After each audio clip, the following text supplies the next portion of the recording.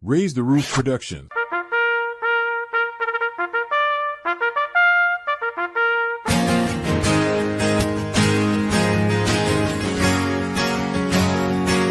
Well, you'll never know the heartache of looking a grown man in the eye, and he asks, am I gonna make it? And you've gotta lie.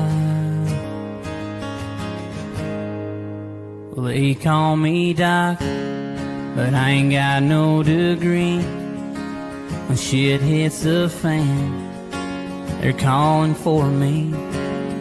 From bluegrass Kentucky, with red blood on my hands, nobody calls me hero except for my friends. Yeah, they call me Doc.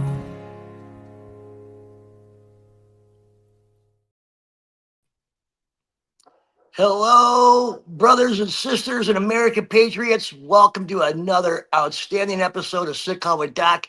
I'm your host, Rod Doc Walbeck, and I think today's going to be really cool. It's very informational in our continuing effort to bring to our veterans and the world a more holistic approach to your healing. Today's episode is right up that alley. I did a little research myself. There are therapies that are really helping our veterans and others with PTSD, severe depression, anxiety, and that is ketamine therapy. Apparently low dose, and so what I thought we would do, and this person actually volunteered to come on and tell his story about how it's helping him. And we got some information on studies that are going on around America and stuff. You guys may remember this next guest from season 1, episode 2. He was our actual first human guest on Sick Call with Doc.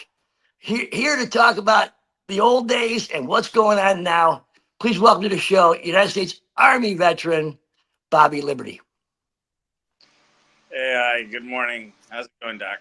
How you doing, sir? Doing well. Thank you. Is that yin and yang on the front? Hey, yeah, that's Fuzzy Bee, 2 gnomes. Is that a breeder for cannabis? One of my good friends' seed company. Nice, very cool. Hey, Bobby, thanks for coming back on today. Yeah, no problem, Doc. Thank you for having me. I know that today will be very enlightening for some of our listeners who are really fucking at a bad spot with this PTSD thing. It holds you back from everything. You're in a different world when you have PTSD. It's like your mind is in a different place than here. You know, it seems Right. like.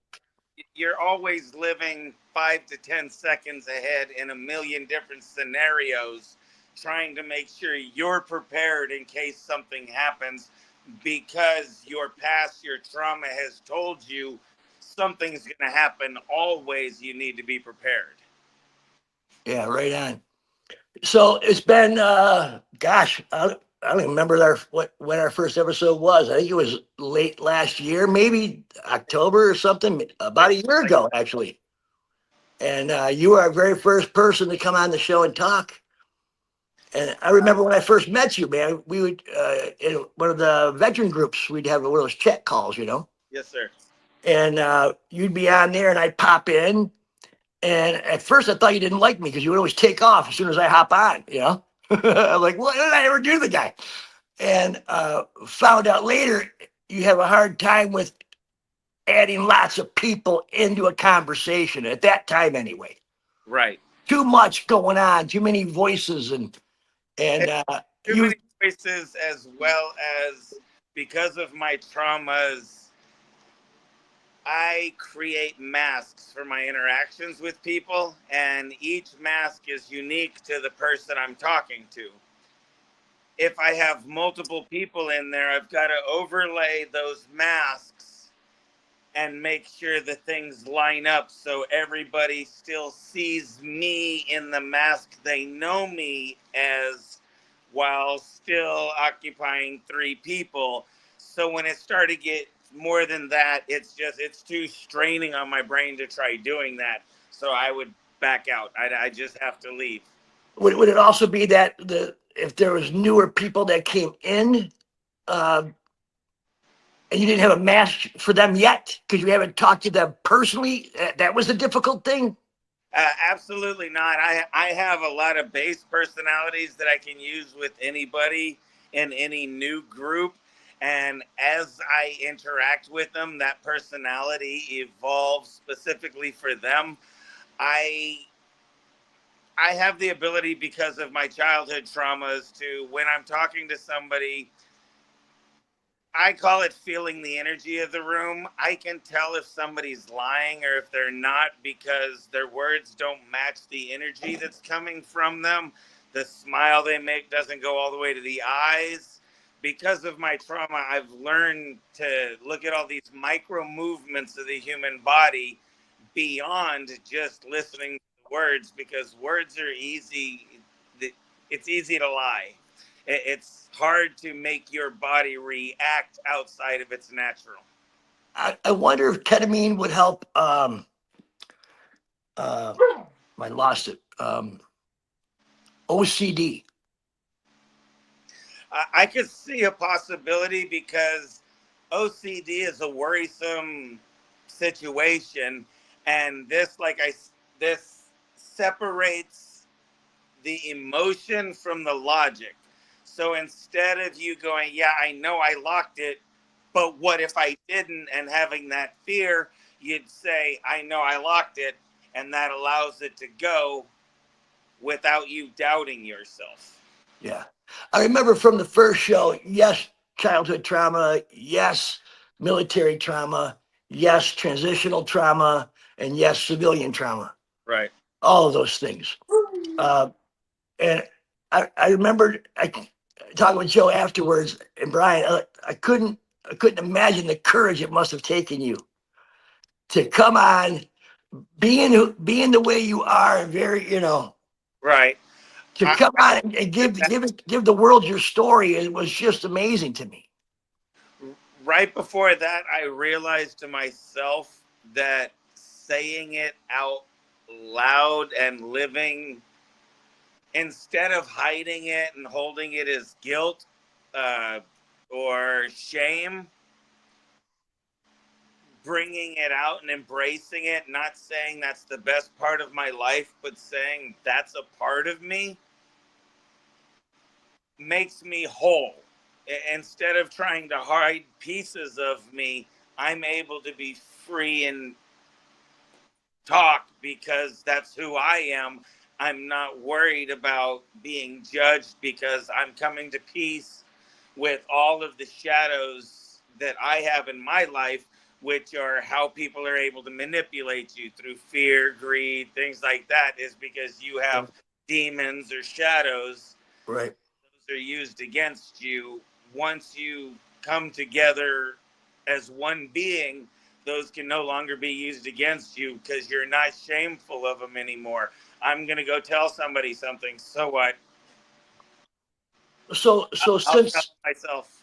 yeah, yeah. So since the last show, why don't you catch up the listeners, our viewers, on what transpired from the show and what's been going on in your life up since the show. It's been a year. It was 11/24 was when you were on. Yeah. So nearly a year, 11 months. So tell us how all those pieces started coming together and how you got to this, and now how you wanted to come on and discuss how your ketamine therapy is helping you. Right. Uh, like you said, me talking about it was a difficult step, but being able to do that, I found that a lot of people, once they heard my story, maybe didn't feel as though their story was as bad or something that they should be afraid or ashamed of. So I think a lot of people, they came forward and told me as such that it freed up a part of them to know that somebody who had something happen to them was able to get past it and to own it and to say, yeah, this is it. It doesn't mean it's part of me and I don't have to understand it. It just means that's it. Yeah, I can't say I said these words, but I guarantee you in the back of my brain, if fucking Bobby could come out and do it, anybody could come out and do it. You know what I mean? Like fucking, you know what I mean? Like, I holy can see shit, it. man. Yeah, I could see it back then. Yeah. So tell us about how all the pieces have been coming together, the puzzle.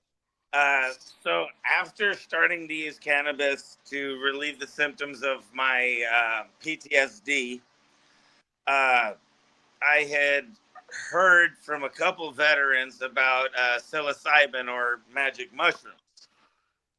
Uh, I tried a few times with a few grams that I was able to get from friends, and it didn't really seem to do anything to me. Uh, but I talked to someone else who also has a lot of trauma in their life, and he just recommended a larger starting dose just to go ahead and step in instead of trying to measure your way in.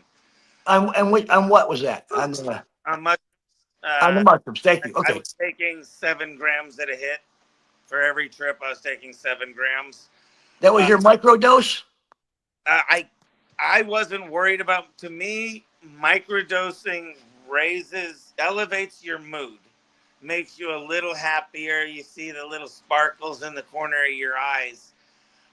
I need help with my trauma. I need things processed in my brain that don't involve just a prettier, sharper view and better tasting food. Rewiring kind of. Right. Which on uh, um, the good medications, the times that I was able to make full connections, I believe, uh, I made a lot of understanding. And my wife thought one time it was a bad situation because I was crying, but that was the time when I realized that my shadow, who I had always thought that I needed to get rid of. I needed to have him behind me. This was my disgust. This was my shame. This didn't need to be part of me. I needed to be Regret. a Yeah. person of light, right? That this was always what I was shooting for. So my shadow would be reflected in everybody and cause me more suffering and more pain. So I discovered on one of my voyages, I will call it, that's not a separate being, that he's actually me. I that's when I learned that all my shadow was the things that I was refusing were myself. And so I was creating what I considered another personality that I named and everything, that was everything I did not like about myself. I felt my job was to protect the world from that. From that guy. Right. So in that process, I found that he would never disappear. He was always right there, right there, right there beside me, until that journey when I learned he was a part of me. And I accepted that and understood that there was a purpose he served, and that he could be needed in the future, and that I don't need to get rid of him.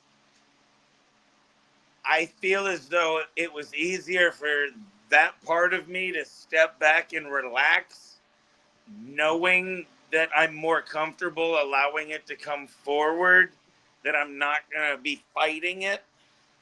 It's kind of like you turned around and gave him a hug and said, "I'm sorry I put it all on you, bro. Right. You know, That's what it come was. on with me. Let's go now." Yeah. I was like, you do a good job. If I need you, you're right there. Thank you. And then he's like, cool. Okay. You respect me. You know what I'm here for. You're not going to try getting rid of me. Wow. That's a great way to describe it. Because I know so many of our listeners, so many veterans, so many people in this world have such guilt, whether it's survivor's guilt or guilt from bad Looking decisions, fucking people hard, over. I found guilt and shame were the two hardest things for me that could control my life. the things that I feel guilty of and the shame I felt for the things I've done or that were done to me. We're not stopping those. And so coming to understand that I don't need to judge what happened back then.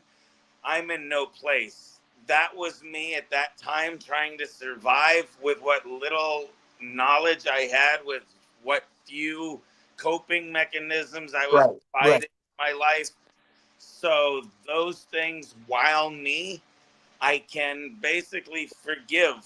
It was I can't judge it because I'm no longer there. I have the tools, I have knowledge that it wouldn't be fair to compare myself and judge because I, I'm I have more options. Everyone is always able to see the decisions you make, but they never really see the options you had before you made that decision. Yeah, there's a man standing here where a boy used to be. Right. Yeah, man. Well, I'm so fucking happy for you, bro. Thank you so much. Me I mean, too. And go ahead. I was taking the ketamine for the depression, or that's what I was prescribed the ketamine for. I was taking the mushroom trips, and I couldn't get a steady dosage. It was always either weak or, and the different strains hit different. Some were more visual, some were more mental, and I needed to break through again and just release my mind and let it do what it wanted to do without my control.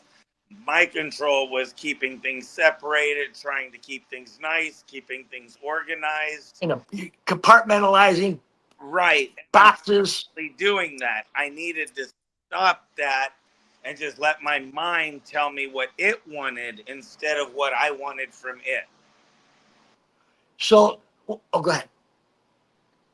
Ask. Oh, in our mission statement, I was thinking about it today. That fifth thing is us wanting to show, Sicko and Doc wanting to show the world how veterans, with their own initiative, are saving their own lives through the use of holistic medicine. Yes, sir. And we can't get away from that word, initiative. The only person that's going to do it is you. And you need to decide that you're getting. This is another thing that not that I've run into it, but I've seen my friends, people I know run into the ketamine, the mushrooms. That's not going to heal you. You're going to need to want to heal too. You're going to need to want to understand. You're going to need to be able to blame yourself and take responsibility for the things and decisions you've made to be able to grow and move forward from there. Whatever you deny will constantly keep you there. Yeah, you know, we always say, like, when we get out of the service, or at least a lot of times, we lose a mission. We lose that thing that's bigger than us. Right. I was thinking about the other day. If I could just convey that when you get out, if you feel like you have a mission and you're hurting on the inside, that your first mission should be whatever it takes to heal, whatever it takes, whatever it fucking takes. Actually, my thought in that, I saw a meme that really hit and actually kind of made me cry. It probably make me do it again here when I say it. Is if you could go back in time and tell your mom anything, what would it be? And mine was, please heal yourself so I don't have to spend my life healing from you.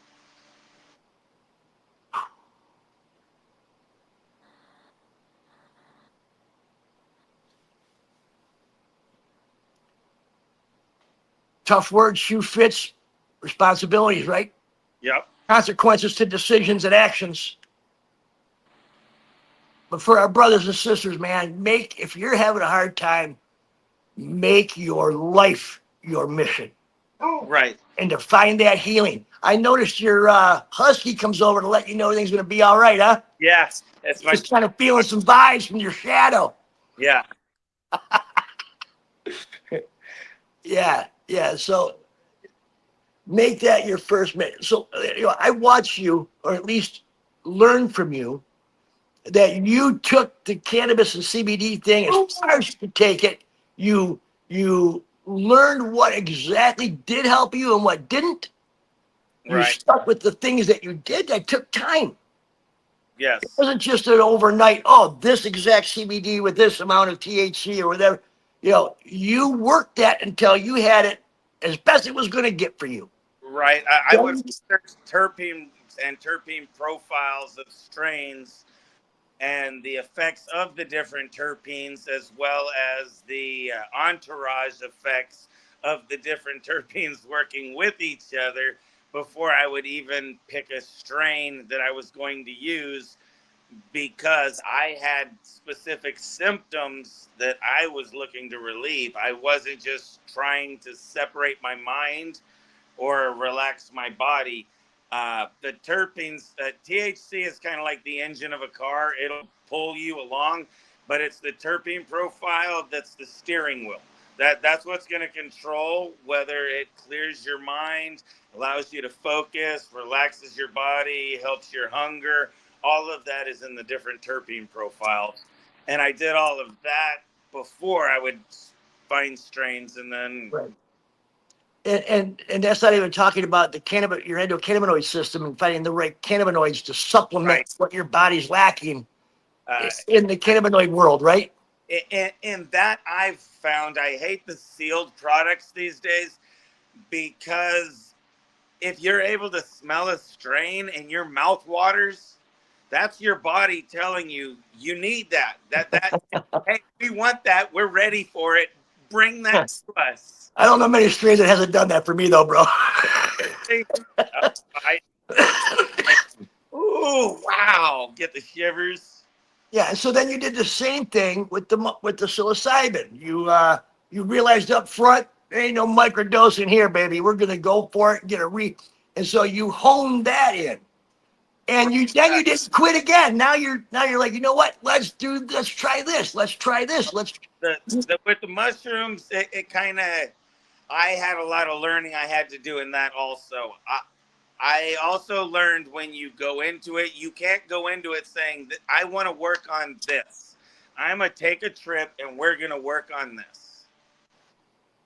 You don't get that choice. You work on what your mind tells you you're going to work on, because every time I tried to control it, I became nauseous. My body was uncomfortable. I couldn't feel good at all. I couldn't relax. But as soon as I let go and said, okay, fine, we don't have to do this. You show me what you want. My body felt better. I relaxed. Wow, that's awesome. Let me. Go ahead. Go ahead. Well, I was going to say, and so from the psilocybin, taking those separations is where I got a lot of the idea of helping myself. And I started researching online, and that's where I looked into the ketamine therapy. Yeah, and this is probably a great time to plug in. Chicago Doc is not here to treat or diagnose anything. We are here to simply provide information that we have gathered, give it to our people, and let them do their own research and investigations of what might help them. Thank you. No problem. And so I started looking at, while this is difficult, the VA does offer ketamine therapy. Theirs is intravenous, and it's ketamine. From what I understand, it's inpatient. My specific therapist did not approve of me using cannabis to treat my PTSD. I had a civilian doctor prescribe me the cannabis for PTSD. So the VA psychologist would not recommend me for ketamine therapy. So I asked to go to community care, and he goes, I'll send you to community care, but not for ketamine therapy. I was like, yeah, I don't want you to send me for anything. I want you to send me to community care. He did. I was able to find a doctor, and when I discussed it with the civilian doctor that was community cared through the VA, they said, yeah, you've got what we believe ketamine would help or Spravato would help. So they sent the prescription to the VA, and the pharmacist rejected it. And the doctor was like, reached out to him trying to figure out how they rejected it. And they're like, well, he hasn't been on enough antidepressants to justify using this. Whose call? Are you a doctor? That's what I'd have said to the pharmacist. Who the fuck are you? Right. So then my doctor took the time to go through my records and sent to the letter to the pharmacist. These are the 7 different antidepressants he's been on in the last 25 years. He's maxed every single one of them out. The only step we have above this is like Thorazine. He's going to be shuffling down the hallways if we don't help him with the depression. Again, the VA, not going to do it. Then he went ahead. They kept moving the goalpost. Every time my doctor satisfied what they said was preventing the therapy, they moved the goalpost and said, oh, well, he's got high blood pressure too. And so finally, I decided to file through my own personal insurance, which the same doctor did take my insurance, and they were able to accept it. Utilizing Spravato and the company that makes Spravato, and with my insurance, I'm not saying yours will. My insurance covered 100% of the medicine, and all I had was a $35 copay for the observation time. You have to spend 2 hours under observation when they dose you. But the pharmaceutical company was offering a rebate for your $35 copay all year long, up to almost $1,000. So they've been reimbursing me my observation copay, as well as my insurance is paying for. The clinic sends, because you can't drive, the clinic sends an Uber to my door, picks me up, takes me to the clinic. I get inside, do my treatment. They send me out to another Uber. It brings me straight home. And all of that for a little over half the year cost absolutely nothing. I've fulfilled that max of whatever they were rebating. They told me I'm eligible to start again in January, but now I'm paying $35 a week. And Well, it baffles me. It almost makes me feel as though when it comes to the VA and the system and the docs and everybody there, in an umbrella statement, generalized, it's almost as if when their answers don't work and you're deciding that you're going to go find more answers because it's not their answers, they try to hinder your ability to heal yourself. I have another situation like that where I was, when the VA was looking to take everybody off pain meds, they took me off the pain meds and then sent me to a counselor they called Living with Pain. And she was going to teach me how to live with pain. Yeah, how not to kill yourself with pain. Right, pretty much. So I sat there and we didn't get through a whole hour session where she was talking to me. And she's like, I really think you specifically need to go outside the VA system to get assistance, because you in no way are being treated fairly. You shouldn't be in here talking to me. Nothing you've said or done looks like any kind of medication seeking behavior. You are the perfect pain patient. It's incredible. Let me. For those that don't know about ketamine, like me, here's a very layman's term description of what they think ketamine is and what it can do. Medical ketamine induces a controlled dissociation that separates the patient from the trauma without being drawn into the fear. Right. It allows the patient to look at the trauma from a distance, but not re-experiencing it. If that Right. makes sense to you. That is the PTSD benefit I'm getting from it. I'm prescribed the medication for my depression, but it is helping my PTSD. Again, my doctor is actually talking to representatives. I'm not on the intravenous ketamine. I'm on a new stuff called S-ketamine or Spravato. What happened is ketamine is an older medication, so it's fallen out of the copyright and there's generic versions of it. so it doesn't pay for a company to do a drug trial on its treatment of depression or PTSD because there's already generics of it. They'll be throwing the money away. They'll never be able to recover it.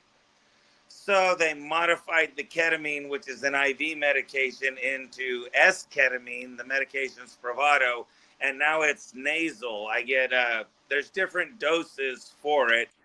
I get 3 different nasal sprays. Each nasal spray has 2 pumps in it, 1 for each nostril. And mine is a total, I think, 83 milligrams of the ketamine. I do the first one, sit there 5 minutes, do the second one, sit there 5 minutes, do the third one.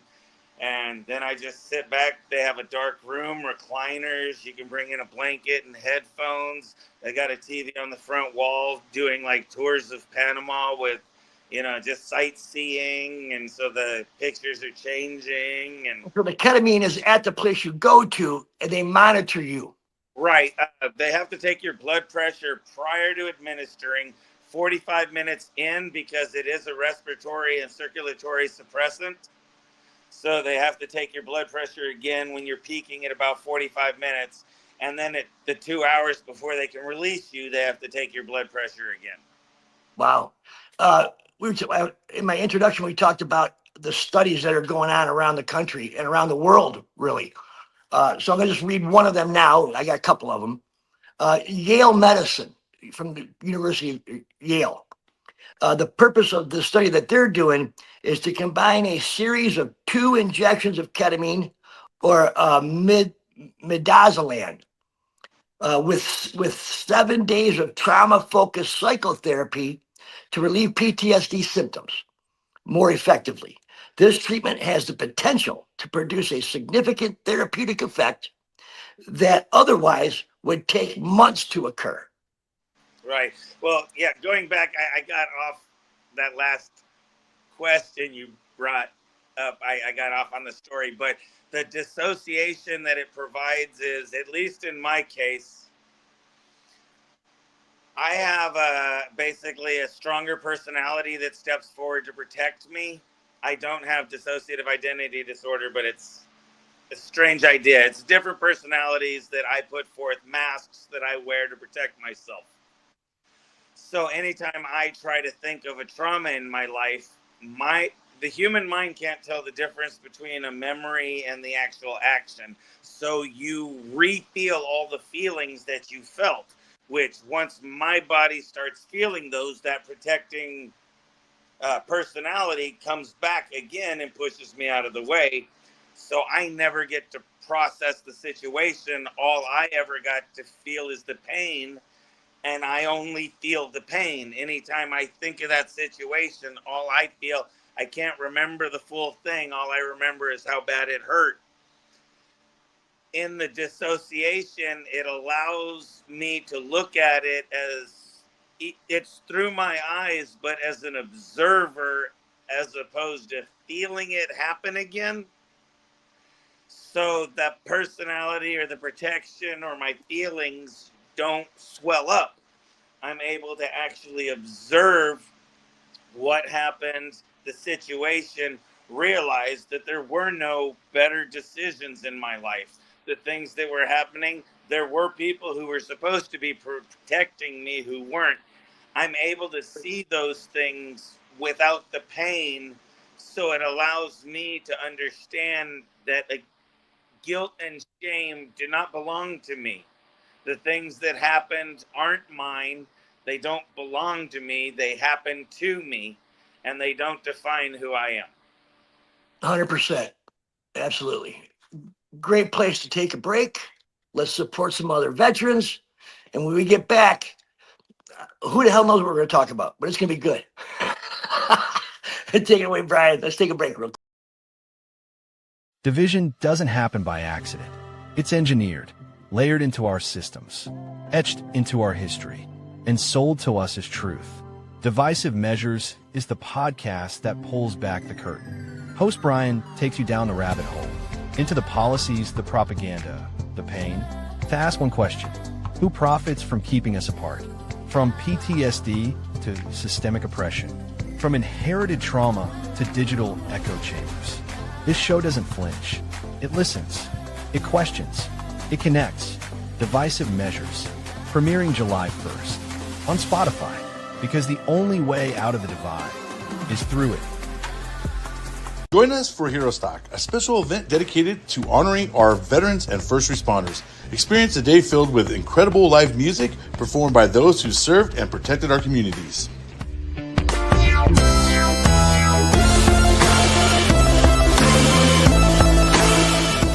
Connect with our nonprofits dedicated to helping our heroes thrive. Discover the services available to support our veterans and first responders in their journey. Bring the whole family. Kids will love the fun activities designed just for them.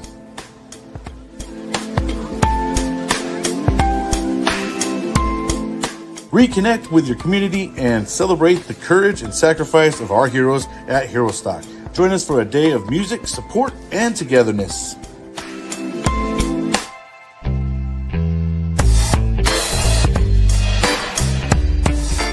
Check us out today on www.herostock.org. And listening to those tidbits of information right there, it made me think of a question to ask you. All right. You were talking about how, as a child, the lack of feeling protected. Yes. And I'm sure that you, as a man of your home, have this amazing urge to protect those you love and protect what's yours and keep it that way. Let me ask you, how is today's societal stuff going out there all around us right now? And I'm going to give you an example. We just know the world's in chaos pretty much, or at least they want us to think so. Right. How does that affect your PTSD? And how is that slowing down, if at all, is it slowing down your progress on finding your perfect peace? I think for a little while it was. When I began my healing, and then up to actually probably just a couple of weeks ago, I thought that the idea of healing meant that I had to always be a being of light, always had to be the positive, always had to be the ear available for everyone all the time. That's what my calling was. I've realized that, again, that was fighting my shadow. My shadow is just like everyone else. I have, envy, I have pride, I have everything. And the more I push that away, trying to say I don't have those, the more I felt it was building a resentment in me. So again, embracing my shadow, I understand having the desire to want things doesn't make me a bad person, and I don't have to understand why I want it. I can try to understand and see what I'm trying to fill in my life with it, which is what usually the road I've chosen because I'm trying to heal. But I'm also here to disrupt inequalities and to protect those who need protected. As you were saying, I grew into who I felt I needed as a child. So I grew into the protector that I thought I needed as a child. And so that's my mission. And I know as long as the dark that happens isn't done for personal gain, then I'm being my whole being. I'm not trying to be light. I'm not trying to be dark. I'm using the darkness to help the light. I'm using the light to keep guidance on the dark. That makes sense to me. That makes perfect sense to me. So what are you hoping is the final thing with the ketamine? And before that, I noticed they talked about PTSD and depression and anxiety. I hadn't seen anything though about panic attacks, and that is because that's kind of wrapped up in the anxiety as a side effect of anxiety, or a symptom of the anxiety. Yeah, it's an elevated level of anxiety. So if you lower anxiety, that lowers panic attacks because you don't become anxious before you have a panic attack. Imagine it. Imagine if ketamine could slow down the number of panic attacks, the longevity of the panic attack, and the severity of the panic attack. I truly think it could through its dissociation. There's nothing to panic over when you realize that nothing truly Is a threat, is a threat, right? That immediate threat. everybody else's life does not revolve around you. Nobody is doing things to you or because of you. They're doing them and it's affecting you. You're a side effect. Don't take it personal. It didn't happen to you. And if somebody's angry, they're angry because of the problem they're having. They're not angry at you. And you just need to understand that they're having issues and that's why they're snatching out. It has nothing to do with you, and that allows you to remain at peace. Yeah. I had my first, I guess it's called panic attack, during the very first episode, I think. It was the third episode, but we put it first. Melanie. I first time in my life started suffering from chest pain, like right dead Yeah. center. Oh, yeah. It was right after the assassination of that young man. Stuff at home, stuff with sick calls, stuck with the business, stuff with family and friends. My mom's sick, all this stuff. And we're sitting here on a taping of a podcast, and boom, dude, it scared me. And I had to get up from the podcast. I went and got a nitroglycerin from my wife because she has some experiences angina. And I think it was stress-induced angina.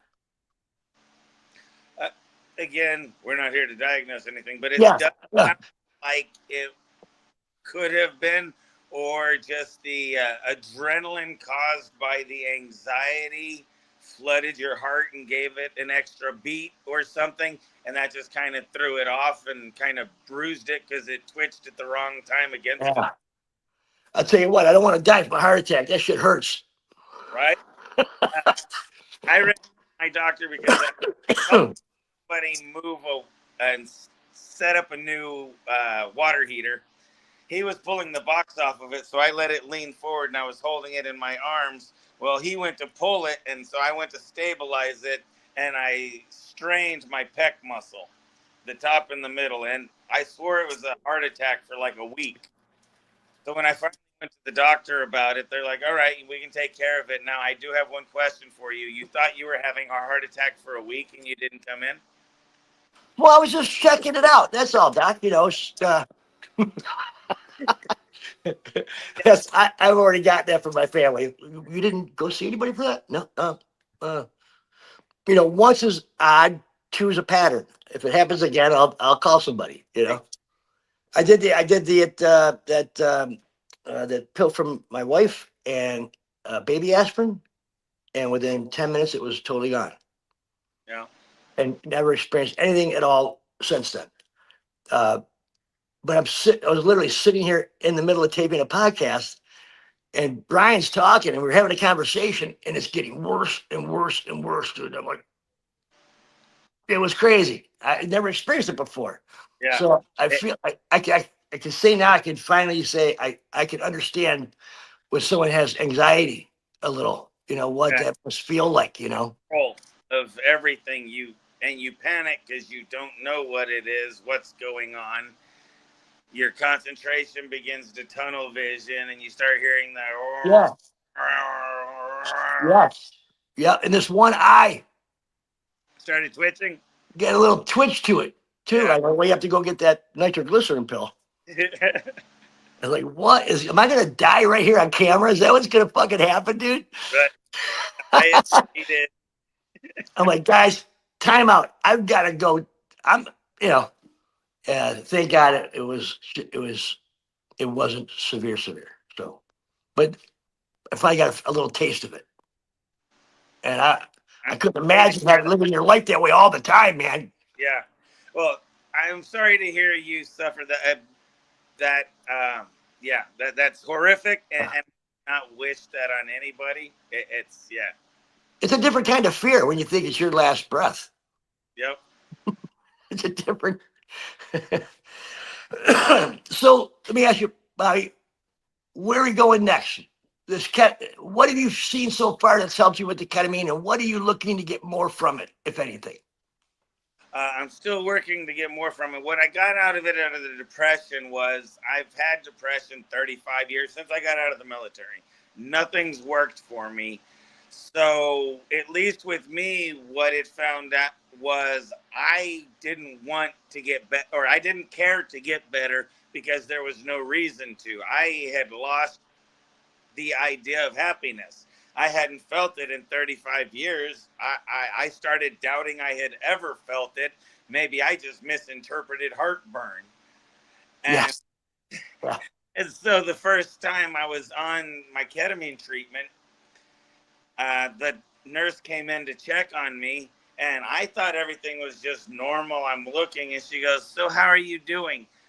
Normally, I think 2-3 seconds ahead every conversation I have, so I know already what I'm going to say and probably what they're going to say back to me, and I'm preparing what I'm going to say to them already. So I was sitting there, she goes, "So how are you today?" And I just go, "I'm just happy." And I had no idea where it came from. And then I heard myself, and I was like, "Oh my God, I am." Yeah, I felt my face smiling and my eyebrows were up, and I was like, I remember this feeling once. "Yes, there is happiness. Cool."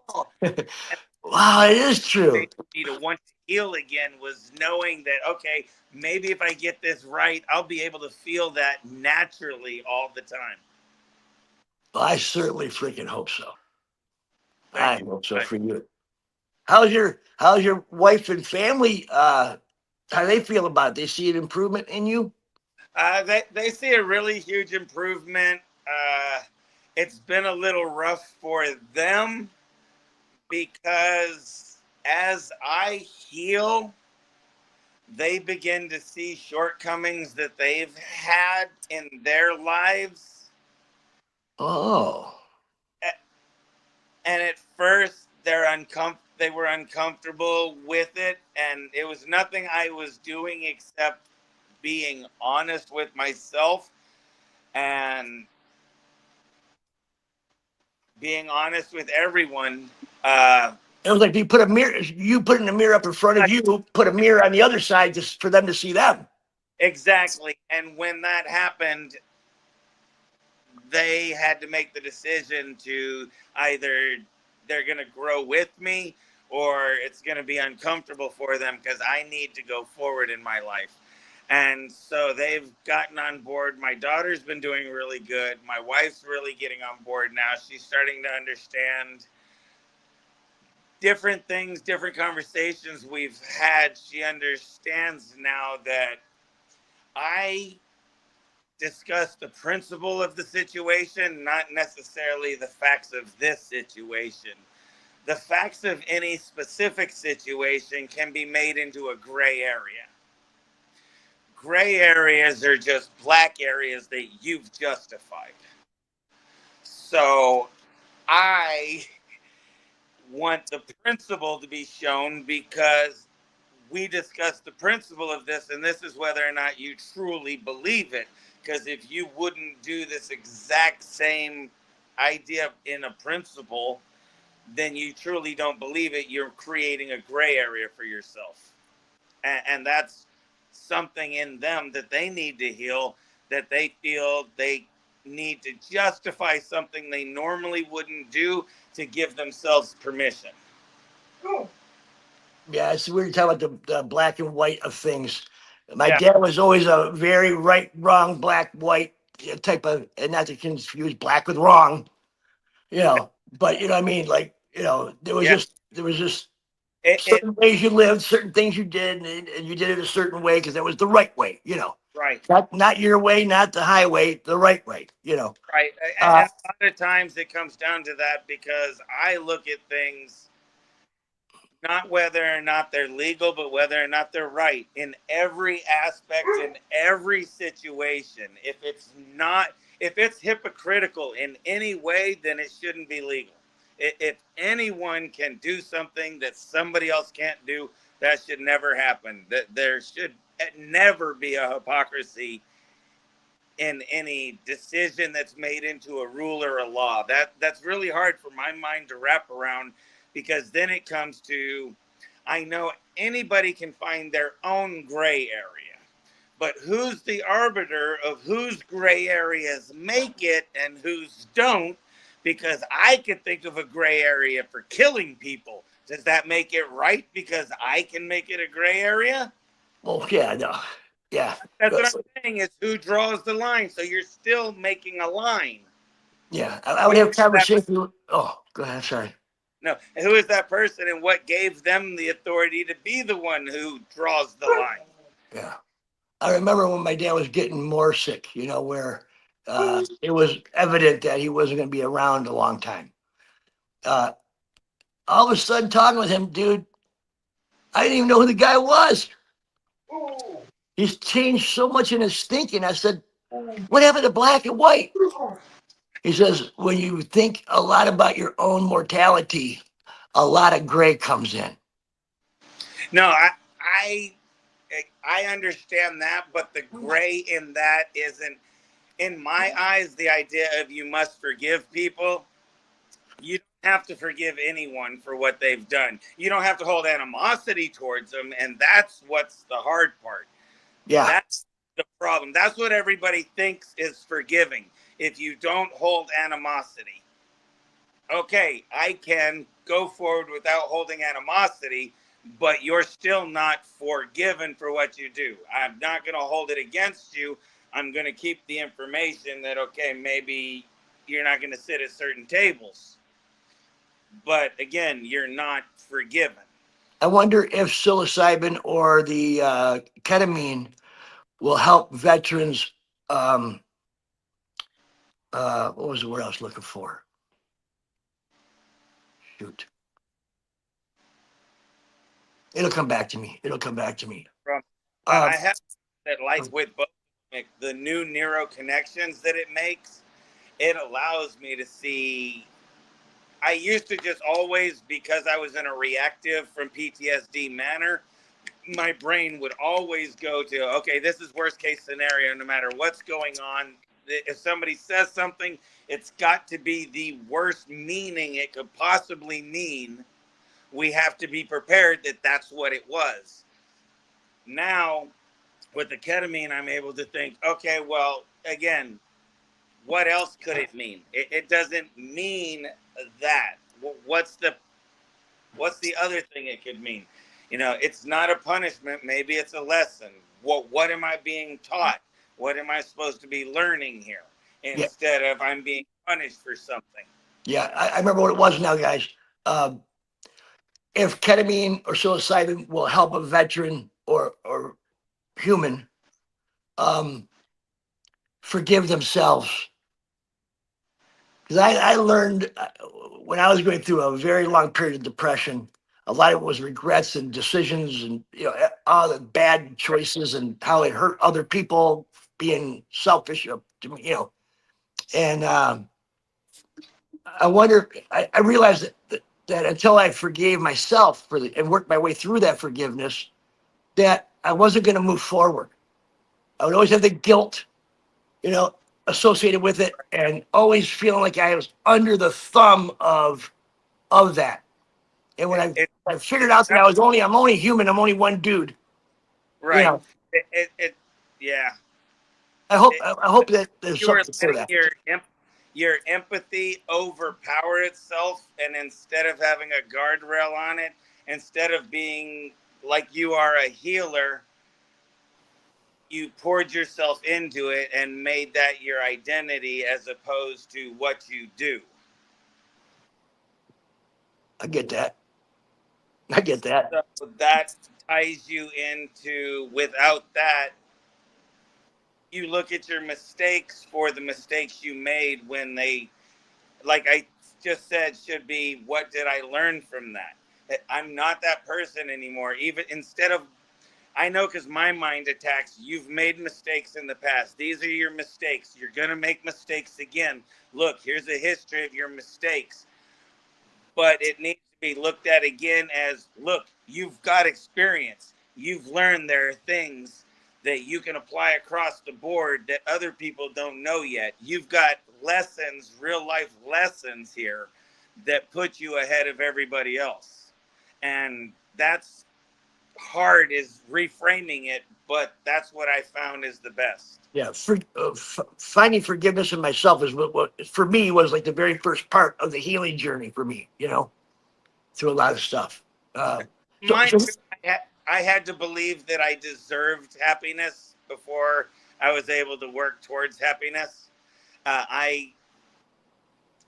There's the opposite of the hero complex is called the echo complex. And it's the exact mirror of the hero complex, so it looks the same. So if there were a room full of people and someone was going to kill somebody, I would volunteer. Most people would say, you're doing it, you're going to sacrifice yourself to save people. I see it as, no, I'm the least worthy in this room to live. If anybody has to die, it's going to be me. I see. Yeah. So while the actions are looked at as heroic, they're actually echoes of that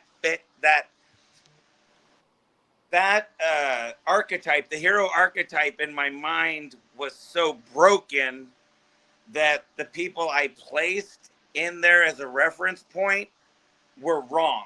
So I needed to pull who I thought were heroes out and find true heroes of my own to fill that archetype, to give me something truly to strive for. Wow, yeah. Yeah. Here's another study going on out there. The University of Florida. Or did I already do this one? No. You did the second one. I did the Yale. Yeah, you did Yale. But not University of Florida. Okay. University of Florida, a growing number of Americans are turning to ketamine I think I already did this one, guys. Yeah, you did. Remember now. So I did them both already. Okay. All right. Got him in, guys. I got him in. Very cool. Oh, yeah, by the way, that the University of Florida one, not only are they doing the ketamine, they're also, in the psychotherapy part, they're also helping the people in the study with art therapy, plant therapy, and yoga, which is kind of a mind, body, spirit kind of thing. Right. And so encompassing that whole pile of holisticness is way better than the pills that are for depression at the VA. Most definitely. Those are, it's not limited to those things. Those are actually grounding techniques you use for yourself to come back to yourself. That meditation, the gardening, it allows you to be yourself. So you can find anything, a hobby that you love, and just spend 10, 15 minutes truly just letting your mind relax and do what you love. It's the same thing. It frees, it rises. The energy in your body rises when you're happy, and it's good for you. I imagine golf's probably pretty cool like that too, because it's just you and the ball and nature. You know, you say that, but every time I've watched golf, somebody's throwing a club somewhere, hitting the ground. That's therapy. Oh, okay. Well, what a great topic. You know, I'm happy that we can bring the things that are going on out there under the scene, bring it in to possibly help. You know, me too. I really hope that this is somebody looks into it themselves, the ketamine, to see if this is something that could help them.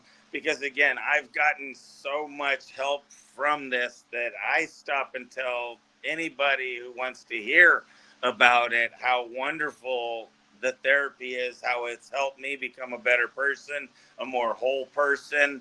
And it's the dissociation, again, it's you get pictures, the whole 9 yards. It's if you let yourself go, I've seen myself as just my brain with my two eyeballs floating in front of it, because I couldn't feel, it was like I was just floating in black.